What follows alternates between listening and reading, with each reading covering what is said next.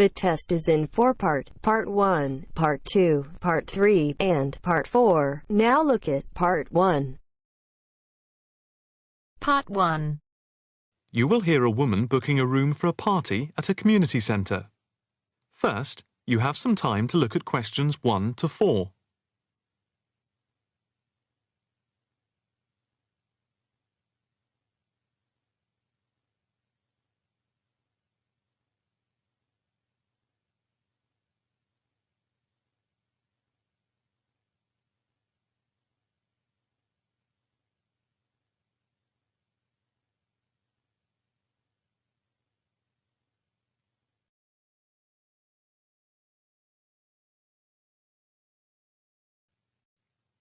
Now the test will begin. You should answer the questions as you listen, because you will not hear the recording a second time.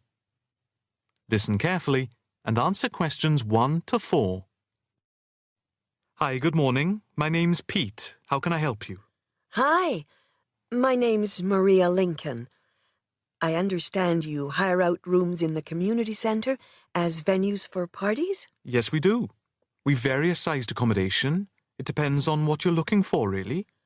We're looking to hold a party, a children's birthday party, and we need a room that will hold about 70 people, with space for a small disco area, games, dancing, and food. Well, we have a large room, and it would certainly hold at least 100 people comfortably.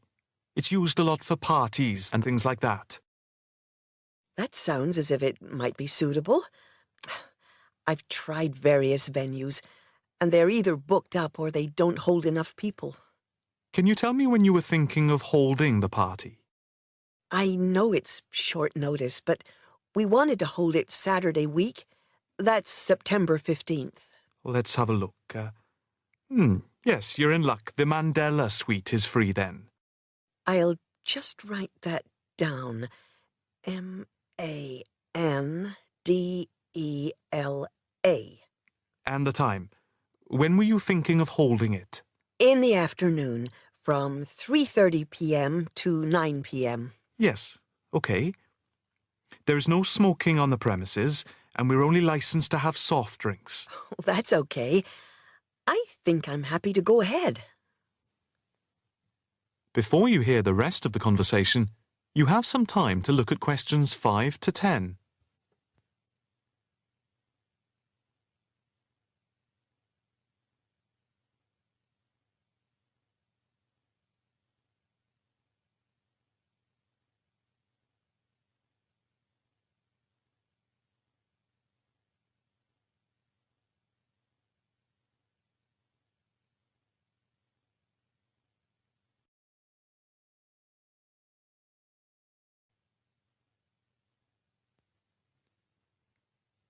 Now listen and answer questions 5 to 10. Can you just give your postcode? Yes, it's PA5 7GJ. Fine. And the flat and street number? It's flat number 40, and the street number is 35. Okay, so that's flat 40, 35 Beaches Street. Yes, that's right. And a contact number? My landline is 223279 with the code. But I'll give you my mobile number, which is 07897 293381. Okay, 293381. Can you tell me how much it will cost? It's quite reasonable, actually. It's £115 for the hire of the room, with tables and chairs. But if you want to hire disco equipment, we've got a basic system with speakers and other equipment for £25. But there is no technician around in case anything goes wrong. And of course, it's optional. That would save us carting something from home, but maybe we should bring a spare sound system just in case. We've never had any problem with the system, but you might not want to take any chances. What about catering? Well, we had thought of getting everyone bringing something. We have someone who can do catering for £9 a head, including the cake if required. That's handy, but it's a lot as we have a fairly tight budget. So, you want to go ahead with the booking? Yes, certainly. OK. I need to take a deposit of £30, which is refundable. The balance needs to be paid 2 days before the event at the latest. Fine. You can cancel up to 2 days before, but after that you lose the deposit. We don't intend to cancel, but is there any insurance we can take out? Yes, there's a form here somewhere. How much? It's, let me see. It's only £9 for the 24-hour period, and that covers you for cancellation, damage, and injury. Well, at least we'd better have a look at it. How would you like to pay the deposit? Cash. I'll just give you a receipt. There you are. 10, 20, 30. £30. Maria Lincoln. Thank you very much. I'm really glad I found somewhere. We have been trying to book a place for the past 2 weeks, so thank you again, and bye for now.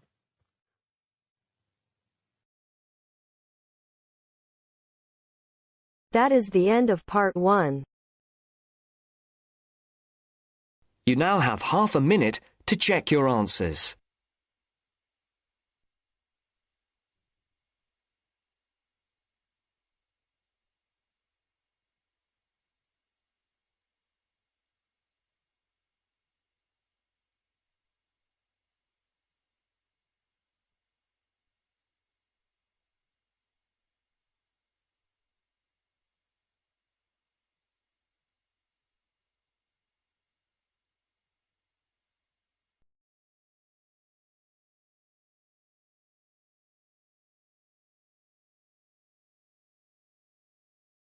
Now turns to part 2.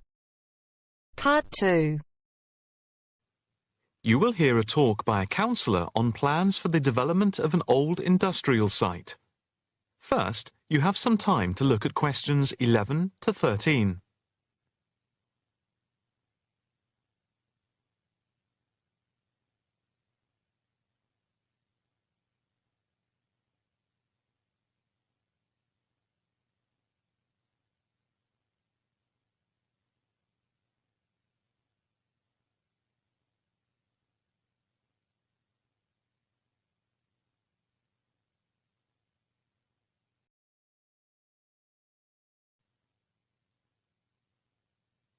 Now listen carefully and answer questions 11 to 13. Good afternoon, ladies and gentlemen. My name is Councillor Norma Boyd, and welcome to this exhibition about the development of the old paper mill factory and gasworks site, which has been lying unused for more than a decade. There has been pressure on the council to use the land to build a training centre and a small business park. However, we have been encouraged by local people to create an open area for the benefit of the community, providing much-needed space for recreation.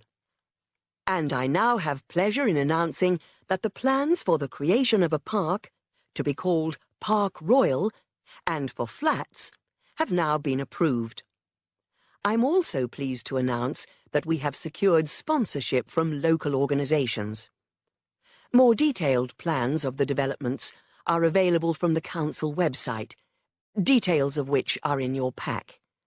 In the meantime, I'd just like to take you through the plan here on the screen. Before you hear the rest of the talk, you have some time to look at questions 14 to 20.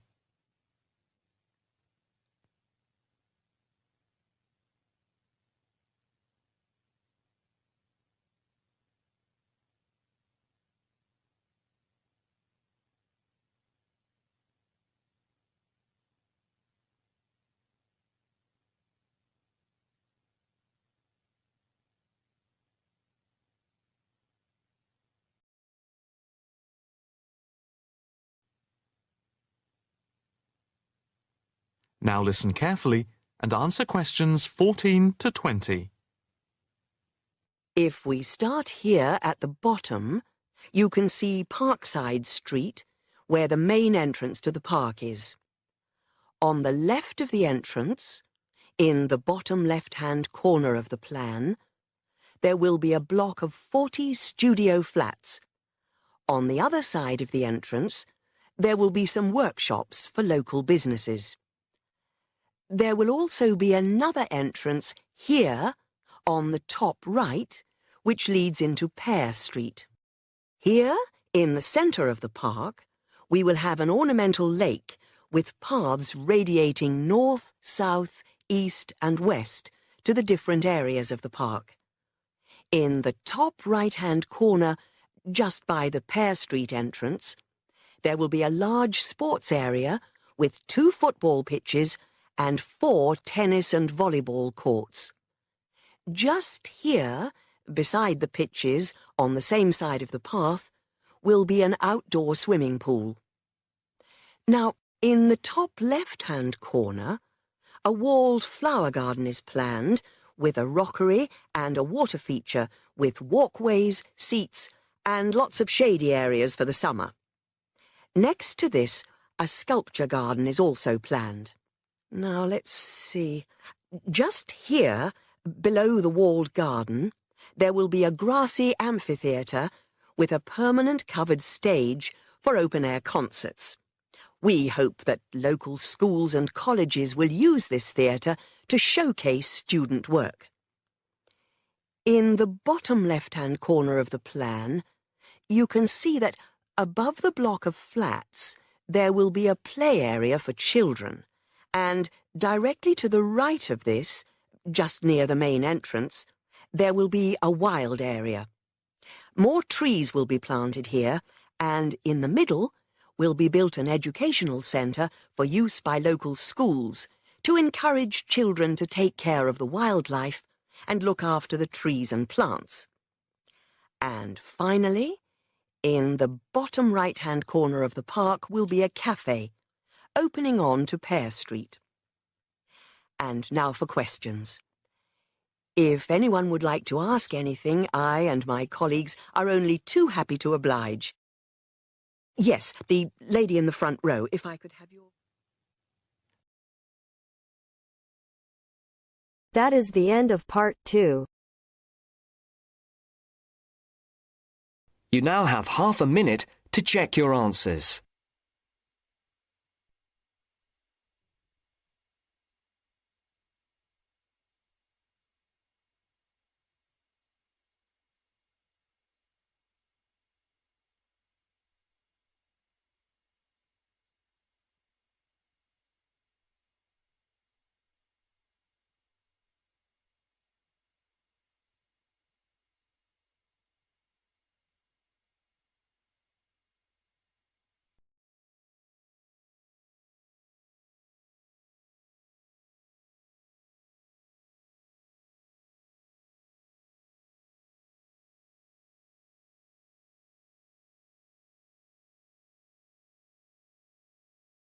Mr. Jackson, who feels that he is physically unfit, is consulting with his doctor about his health condition.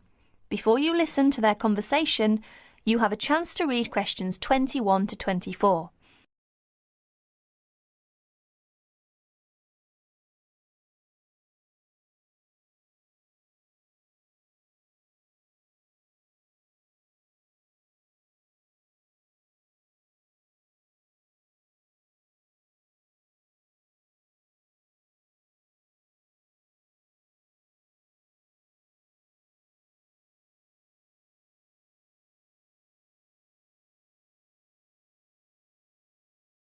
Now please listen to the recording and answer questions 21 to 24.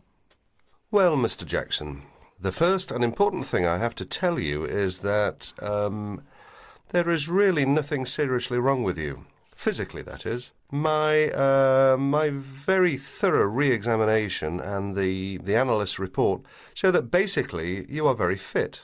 Yes, very fit. So, why is it, Doctor, that I'm always so nervy, tense, ready to jump on anybody? My wife, children, colleagues. I think your condition has a lot to do with, shall we call it, Way of life, habits? Way of life? Habits? Yes, now tell me, Mr. Jackson, you smoke, don't you? Yes, I'm afraid I do, Doctor. And, rather heavily, I imagine. Well, yes. I smoke, what, about 40, 50 a day, I suppose. You should do your best to stop, you know. Yes, I see. But, well, it won't be the first time. I've tried to give up smoking several times, but it's no good. You see, 50 a day is overdoing it, you must admit. You must cut down at least that. Ah, yes. I know that when you're feeling tense, you probably feel that a cigarette relaxes you. But in the long run, I do advise you to make a real effort to quit smoking. Of course, but, well, it's easy to say give it up or cut it down, but, oh, you know. Well, in my opinion, you have no choice. Either you make a real effort or there's no real chance of your feeling better. You see, well, obviously I could prescribe some kind of tranquilizer, but would that help? I'd prefer, and I'm quite sure you'll agree, I'd prefer to see you really back to normal, not just seemingly so. And that's my reason for asking you several more questions about your other habits. Right. Now you have a chance to read questions 25 to 30.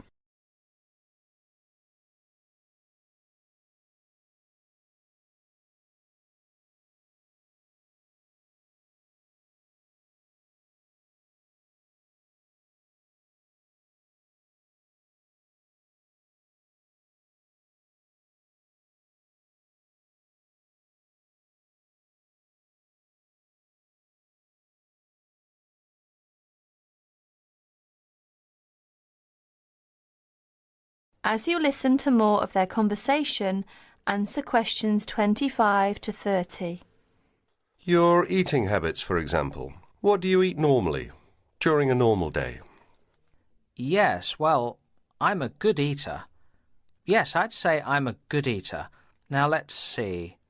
Up at 8 in the morning, and my wife has a good breakfast ready. A good breakfast. The usual. A cereal followed by bacon and eggs with fried bread and perhaps a tomato or two. Then toast and marmalade, all washed down with a couple of cups of tea. Yes, I really enjoy my breakfast. Yes, I can see you do, but I'd advise you to eat rather less. We'll come to that later. Go on. Then lunch. No, first brunch. A cup of coffee and a bun at 11. Lunch has to be quick, because there's so much to do in the office about that time, so I have a pint and a sandwich in the pub. All very hurried. Try to be in less of a hurry. But I make up for it in the evening. I get home at about 7. Dinner's around about 8. Yes, my wife's an excellent cook. Excellent. It's usually some meat dish, and we like spaghetti as a first course. Spaghetti, a meat dish, cheese, sweet. But then, at the end of the day, shall we say, then I begin to feel on edge again. Most evenings after dinner we read or watch TV, but I get this terrible feeling of tension. Well, I'm sorry to have to say this because you obviously enjoy your food, but I really do recommend that you eat less, and secondly, that you eat more healthily. Instead of having that enormous breakfast, for example, try to be content with fruit juice and some cereal. I see, but 11 says right. Well, that's all right, but lunch should be more leisurely. Remember, your health is at stake, not your job. As for dinner, I'd advise you to eat a soup, perhaps, with a salad. A salad followed by some fruit. But my wife's cooking Is superb, granted. And she probably enjoys preparing delicious meals for you. If you like, I'll have a word with your wife.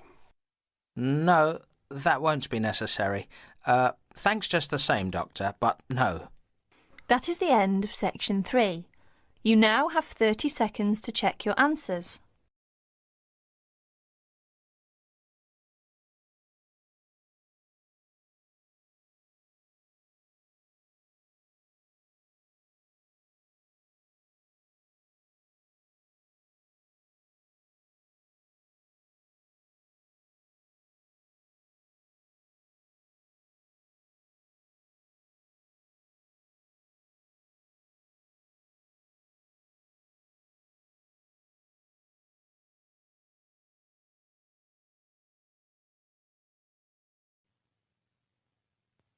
Now turn to section 4.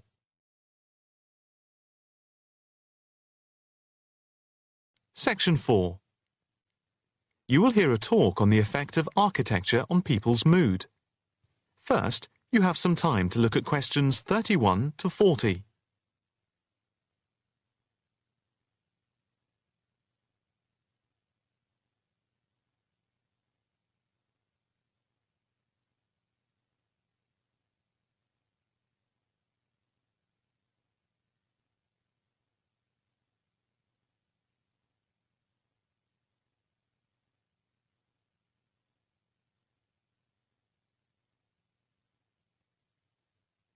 Now listen carefully and answer questions 31 to 40.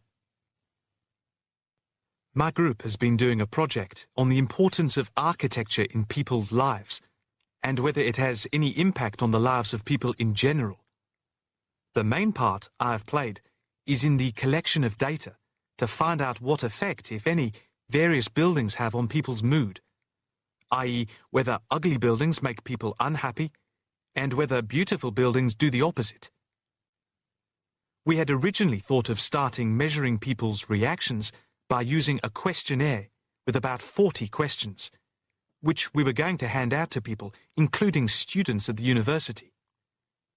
But we were worried that doing the questionnaire would be too time-consuming for people to fill in, so we gave up the idea.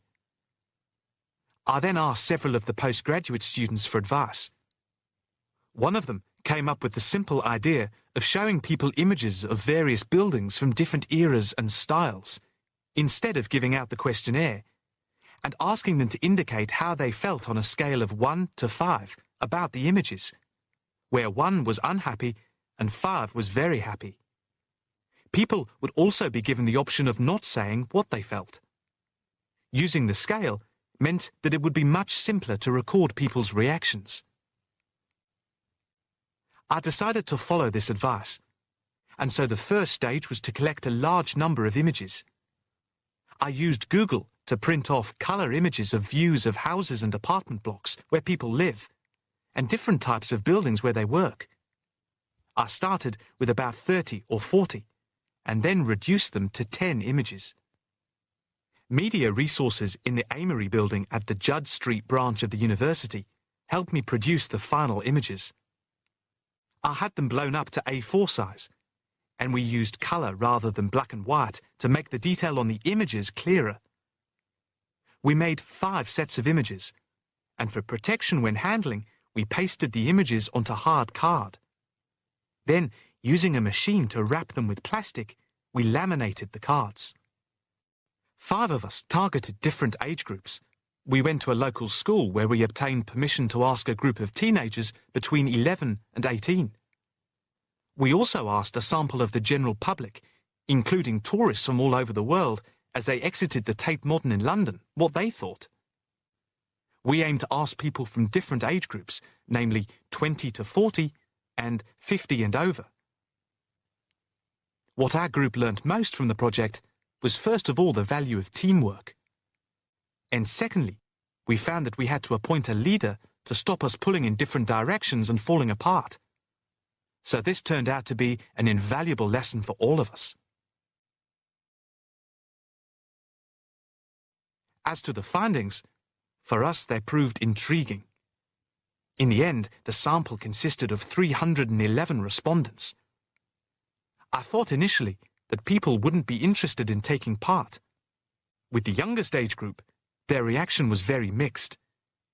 It was clear that the youngest group had no pattern of preference at all. as they frequently gave no reaction to the pictures. For the 20 to 40 age group, we found that they tended to score more in the middle range, around 3. We found that out of the 3 groups, the most likely to be favourably affected by the images, that is, they were more likely to score the images as 5, were those aged 50 and above. And nobody in this age group failed to say what their reaction was, which was unique for the 3 groups. In total, I have to say that about 71 people indicated that they had no reaction at all to an image. Our general conclusion is that we need to find out more about why people react as they do, by perhaps giving them a chance to give reasons for their decisions. I would like to finish there and give my teammates a chance to add anything I've missed or take any questions or suggestions. That is the end of section 4. You now have half a minute to check your answers.